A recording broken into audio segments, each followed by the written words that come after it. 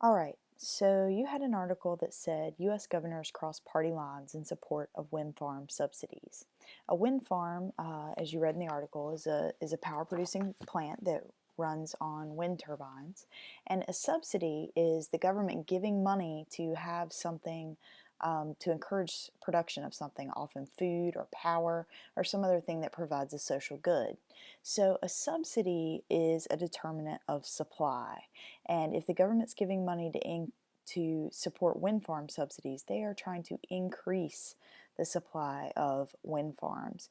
And if you're going to have an increase, you're going to move your curve to the right.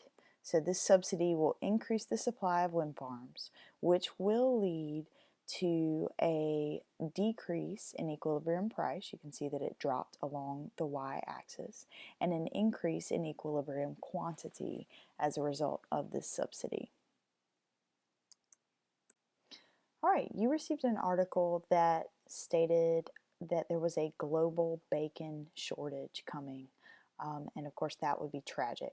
And so, here for the market for bacon, this is going to affect the supply of bacon. And the argument in the article was that feed costs were getting so high that people couldn't afford to keep pigs. So, it's an increase in price of inputs, and the supply is going to decrease as a result of this global bacon shortage.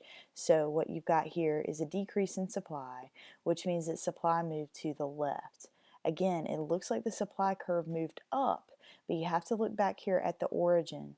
This curve moved closer to the origin, which means that there's going to be a lower quantity of bacon and a higher price demanded for bacon. So equilibrium price is going to increase, equilibrium quantity is going to decrease.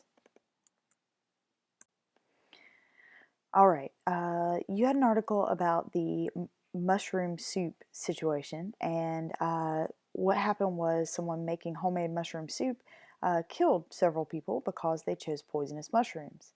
As you might not be surprised, this led to a decrease in the demand for this particular mushroom soup.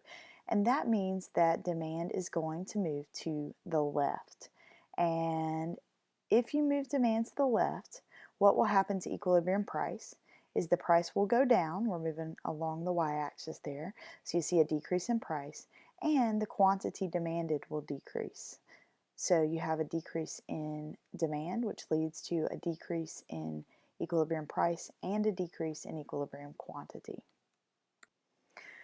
All right, you'll notice that in the last article, Auburn unfortunately has a record of 2-8 this season, and they were national championships a few years ago. So they had a huge demand for tickets a few years ago, and this season the demand for Auburn tickets has decreased a great deal because of this. And so demand has moved to the left. You'll notice that equilibrium price has dropped and equilibrium quantity has dropped. So along this curve, equilibrium price has dropped and equilibrium quantity has decreased.